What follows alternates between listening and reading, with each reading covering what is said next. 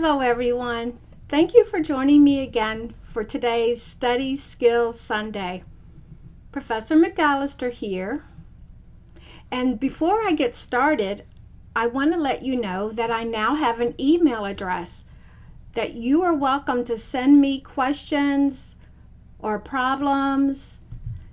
That address is teasrdg1@gmail.com.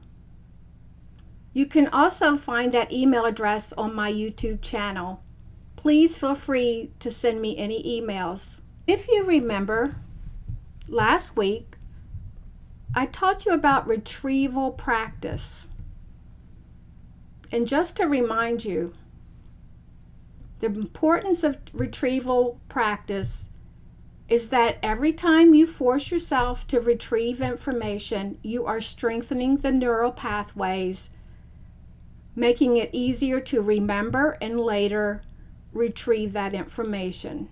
Something else that I also need to remind you about is that after a lecture, you only have 24 hours to revisit that information. If you wait any longer, the brain's going to consider that information as unimportant and it will dispose of it.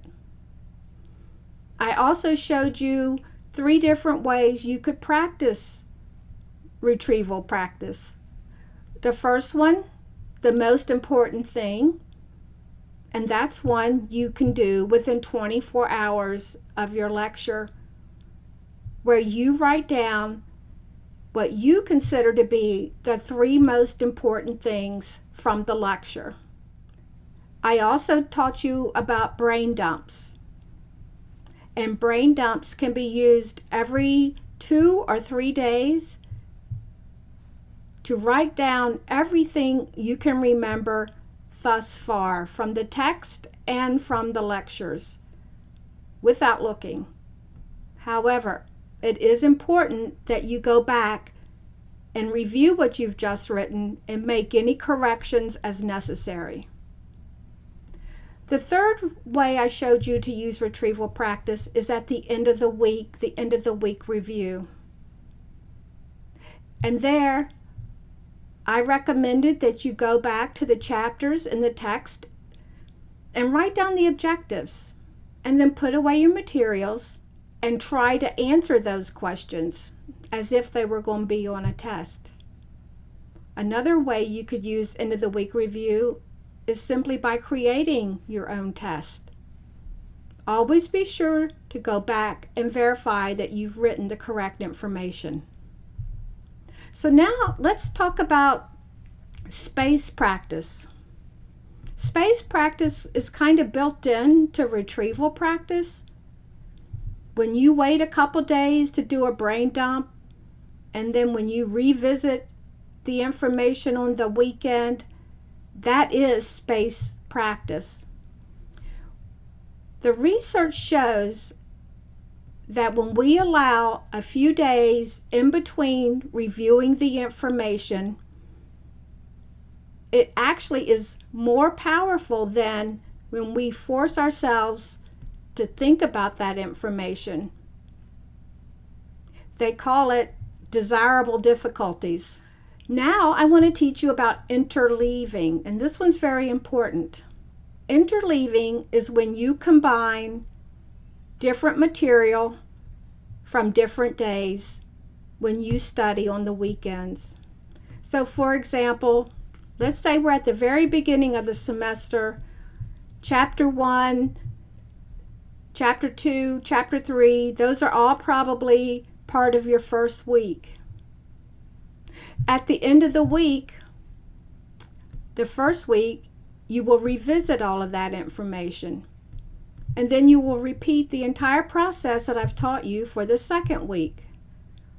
However, on the second weekend, when you do your end of week review, it's very important that you extract some of the information from the previous week and combine that information It's more effective when you interleave the material instead of just focusing on one section at a time. There is a lot of scientific evidence that supports these strategies, and I hope you'll consider using them.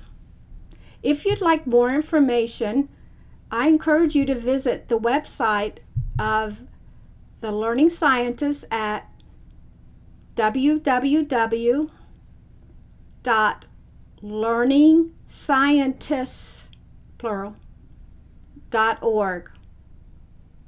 They have a lot of resources, free resources available, and I encourage you to check them out.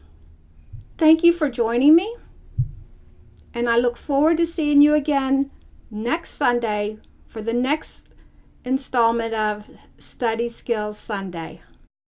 Hi, thanks for watching my video. If you found my video helpful, please indicate it by hitting the like button. You're also welcome to leave any questions or comments down below. Lastly, don't forget to subscribe and hit the bell icon so that you'll receive notification of all my future videos. Thank you.